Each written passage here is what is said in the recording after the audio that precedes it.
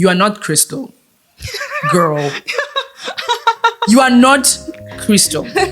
My mom was like, can you send something, even if it's small? And it broke me a little because I want to help. Listen, guys, I was hiking at 5 a.m. on a Saturday morning. Hey you! Welcome to the Mind the Gap podcast. This show is created by immigrants for immigrants, and it's all about the career journeys that shape our lives, the highs, the lows, and everything in between.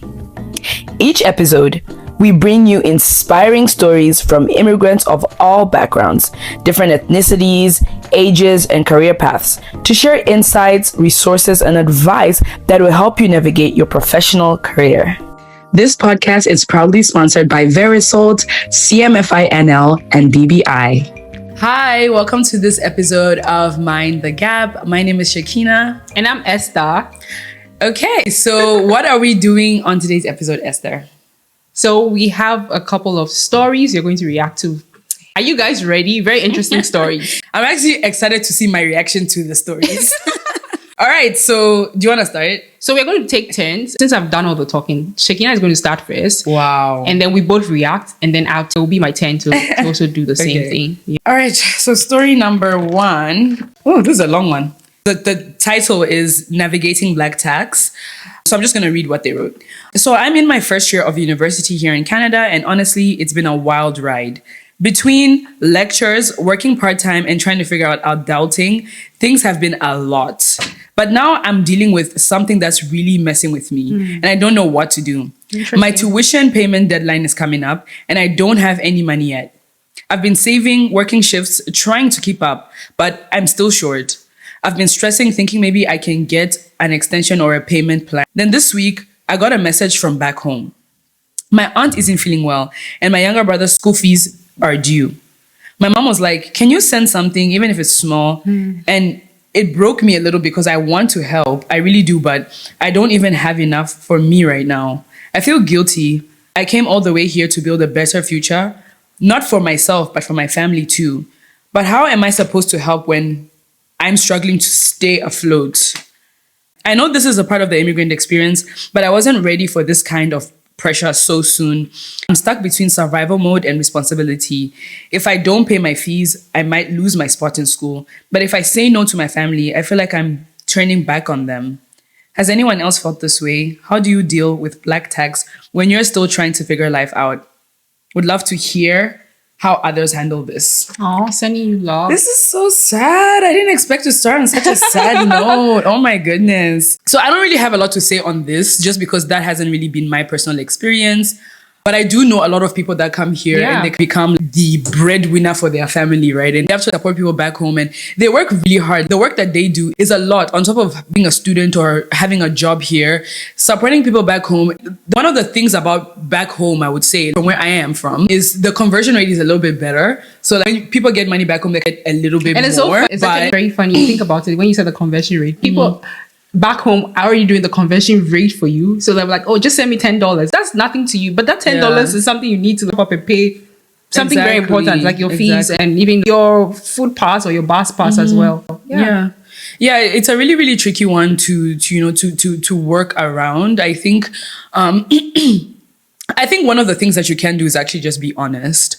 That's your family, right? And I understand that everybody's family is different, but you do need to be able to get to a place where you are able to support yourself before you can support other people. It's almost like how people talk about being loving others. You can't love people if you don't have love to give, right? You can't help people if you don't have help to give. You can only give what you have. So you have to be honest with where you are at and just be honest about where you're at. If you're able to help in the future, definitely help. If you're able to help now, definitely help. But if you're not able to help, then definitely don't help until you can. That's my suggestion. I think I totally agree with you. Honesty is very important because your mom understands. I'm certain she understands the struggles as an international student. One thing my lecturer says sometimes is that he understands that all international students are broke. And that's true because you're paying your bills, you're making sure you have food to eat, your bus pass, and all the other things that you have to pay for. And doing that in the midst of studying can also be challenging, right? So I think you can be very honest with them. And once you get something, I'm sure you can send it home. But also, you have to do it in a way that it doesn't become something an expectation of you. Of course, I know navigating black tax is not an expectation because your parents helped you to come here. So now you're expected to send money back. Almost. I can understand where the guilt comes in, honestly. But I think, I hope that this can also just be information for parents. I don't think that this would change anything because the older generation, like, to tell them something is like, no offense, but once they're stuck in their ways, they're stuck in their ways. Like. But anyway, I think this is just also information to know that, some people, like, your kids might not be really in the best place to support you all the way. Take it easy on them. Somebody's writing this. This is very heartfelt. It's very emotional. It's coming from a very deep place and a hard place. But it's something that a lot of people do struggle with when they come here, having to support everybody or people back home. So take it easy on people. I think that's a good way to end on this topic. So sending you love from your internet sisters. As well. All right. So I think I have the next one. So let's hear what the second listener has to say. I'm struggling with this paper. Here we go. Hi, Mind the Gap. How is everyone doing? Since moving here, one of the biggest challenges I have faced isn't just adjusting to a new place, but figuring out where I fit in. Back home, I had a solid group of friends, people who just got me. But here, it's been harder to find that same sense of belonging. At first, I tried blending in, joining different groups, going to events, and even picking up interests I never really had before. Listen, guys, I was hiking at 5 a.m. on a Saturday morning just to feel more connected. Aww. But sometimes it feels like I'm forcing myself to be someone I'm not just because I need to fit in. On the other hand, when I stay true to myself, I worry that I'll feel like an outsider. So now I'm stuck between two thoughts. Should I keep pushing myself out there and adapting, even if it doesn't always feel natural? Or should I just be patient, stick to what feels right, and trust that I will eventually find my people? Has anyone felt this way? How did you navigate it? This is something that speaks to me because I'm a community person. I really like being and bonding together with people. And I sympathize with you. From your dilemma, right? I think that you answer the question in a way because one important thing you need to know is that even if you find the communities that you are trying to find in spaces that you are not interested in, it's not truly organic, right? In the end, you might not... There's no longevity. Yeah, there's no longevity. Yeah. It will just like fizzle out because if say you join the hiking group like you did 5 a.m. and now there are going to be hikes every 5 a.m. on Sunday, that's certainly not for you, right? You cannot build community there because that's not where your heart is. And I don't think that friendship takes effort, but I feel like you can find friends all around you. You just need to look. So one thing I do sometimes is that when I'm on the bus, I notice over here that people are more individualistic. Back home, everyone is communal. You step out and everyone wants to be like, hi, how are you? They compliment your dress and all of that. And I used to do that when I was back home. So one thing I decided to do now when I got here, not because I needed friends, but just because I'm just me. When I sit in the bus and I see someone, I'm like, oh, this is so nice. I like your dress. I compliment them because genuinely these things are things that attract me to the person. So you can do that. Or when you're in class, right? In your small study groups, you can have conversations because school brought you together. After that, you can just simply ask them for what's their Instagram, because Instagram is more impersonal than asking for phone numbers, right? And you can start off like that because that's what I like to do sometimes. But community is very important, and you want to be authentic when you're actually building one. Yeah. And also, you don't need to force yourself, right? Yeah. You don't need to force yourself. I don't know if you're religious, but church is also a great way. Like I literally was thinking about that. Like church is also a great best way place to start. Yeah, it's a good place to start. Church is actually a great place to start. Like it's actually a great place to find community. And for me, I like to read, right? So I came here and I found the book club.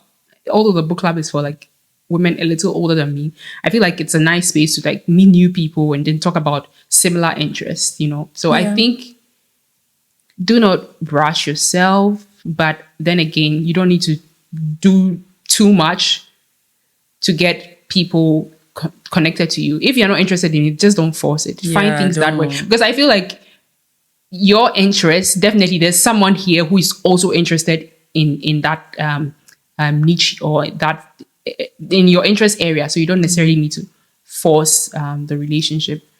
Yeah, I don't know if I'm making sense, but Oh no, you're making a lot of sense. And sometimes it doesn't even need to be like people that are necessarily have the exact same interests as you. Obviously, that's a good thing to strive to have in a friendship. But sometimes it can just be people that gravitate towards you for one thing or the other. They just do. Like, and it's just, I think like Esther said it really well. But like something else to add is just anything that makes you move far away from who you are is not for you. Yeah. So you always have to be authentically yourself, and the people that are meant to be in your life will gravitate towards you. And the truth is that some people are not going to be there forever. Like some people are just there for a season. Some people are there. They're going to be there. They're going to be your long life friends, whatever.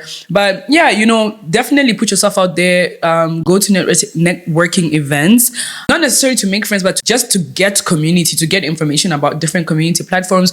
We also have the Thrive Tribe. That is a community within our company. Yeah. That is a good community for people that are trying to thrive in their careers, looking for different ways to do that, and just looking to build that safe space with people that are like-minded. There's a lot of different communities that you can join just to stay, to make sure you are being interactive with people. I think that no one is meant to be alone, but I do think that sometimes you are meant to be alone to learn yourself and be comfortable with who you are in your lonesome. I don't think that it's always a bad thing. I really do enjoy my own company, but of course, like I'm not trying to negate the fact that I have friends though. Because like, you're new, right? Yeah, if you're new here, you need people. Like you need people, information. And how do you get information from people? So you do.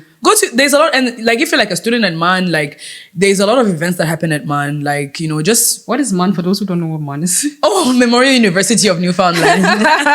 Yeah, definitely. Like they have a lot of events, especially for new. Like when you're in like your first year, there's a lot of events for first years.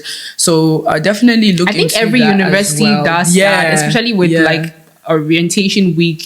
Yeah, they actually have programs, so you can actually do that. And thank you for mentioning Thrive Tribe. The link will be in the show notes for immigrants that are interested in finding community and safe spaces to thrive. Yeah, that's a great place to be. Yeah. All right, moving on. So I'm just going to go ahead and read this. Hello, Mind the Gap. I moved here around 2021, so you can say I've been here for quite a while. My full name is Chinara Abiodun. Here is my dilemma. I've been applying for jobs with my native name and I never get callbacks. Oh, that's sad. I've always been insecure with my name when I first moved to Canada, but the job application process made it very pronounced. So I've been toying with the idea of changing my name on my CV recently. I decided to experiment with the name Crystal. Crystal.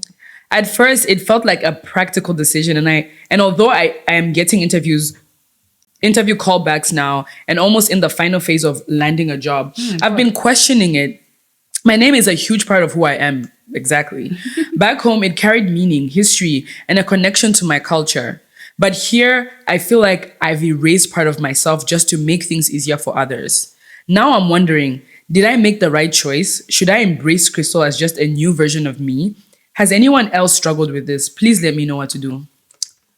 This is heartfelt, but no. Sorry, no. We have to say goodbye to Crystal. We have to say goodbye to Crystal. Like you said, right? Like I think you know what to do. Like for me, it kind of sounds like you do know what to do. Although I do understand the struggle, and I think you also just need to take time to.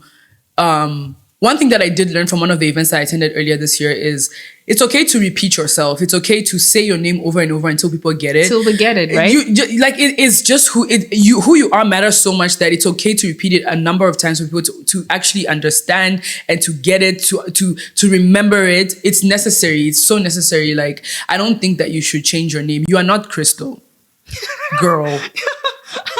You are not Crystal. Don't do that. Abiodun. Exactly. And that's actually a very beautiful name. And like you said, it carries history, it carries culture. It is who you are, right? Names are like expression. Names carry so much value. And honestly, I can't lie. When you said that you were insecure about your name growing up, I really related to that because I used to be insecure about my name growing up. But when I think about my name right now, my name is Shekina. Shekina what? Badibanga. Badibanga. I really, really love my name now. Yes. Like, I really, really love my name because it is genuinely who I am. Like, when I think of how, like, I was brought up and how I think of myself, that name really embodies who I am. And so that is what your name does. Your name carries, it speaks for you. So definitely do not change your name for nobody, bro. Yeah. Don't do that. Your name is your identity. Literally, It is yeah. your identity. And you need to feel whole in you so that you can actually appreciate the name that has been given to you. Because these white folks do not change their name for nobody. And it's just very unfortunate that names can seclude you from actually getting a job because of the racialized systems that we are in. And that's quite unfortunate. Yeah. But just stay true to who you are. It's actually a tough one because think about the fact that she hasn't been getting callback. Then she changes her name to Crystal and she's getting callbacks. It's a tough place to be in, but you need to stay true to who you are. And definitely you find something that is meant for you. I definitely get being in a desperate situation and doing something like extreme to you. For example, in her case, Yeah, we are not here to judge you. Of course. Yeah, we're not here but to judge I you. just think that you've gotten the job now. Do you like the job? If you like the job, I think it's okay to always start again. And I don't mean start again in terms of quitting your job and starting with your old name, but it's okay to start again and just make sure that people know that Crystal is not your name. It's okay to actually turn a new leaf and now say, oh, Crystal is actually not my name. I think that that is something that you need to even address with them. You could also, as much as you are probably going to get this job by hope, but I think you can still apply for other jobs as you've got this job as a start off to get to a better place or just get more comfortable with life. I think you should still apply for other jobs with your real name. We are not here to judge. I think maybe our other listeners would have like different opinions. Yeah. So make sure you send us your takes on these reaction stories. Exactly. Because also I'm so curious. excited to actually hear what people are gonna say. I just want to know like what should Crystal do? Because like this It's is not what we Crystal. What should Chinara do? Yeah, what should Chinara do? Like, I mean, it would be nice to hear what you think. And also sending your stories. Yeah. We're actually calling for stories. It will be in the show notes. So, we want to hear from you. Yeah, thank you so much for joining us on this episode. This was a really, really chilled one and just a fun one. So definitely keep up with us and you'll be seeing a lot more. Bye. Bye. Thank you so much for tuning into this episode of Mind the Gap. I hope you had a great time with us. All the resources from this episode will be linked in the show notes. And please follow us on all our social media handles. And don't forget to subscribe, like, and share this episode with someone who needs it. Until next time, bye.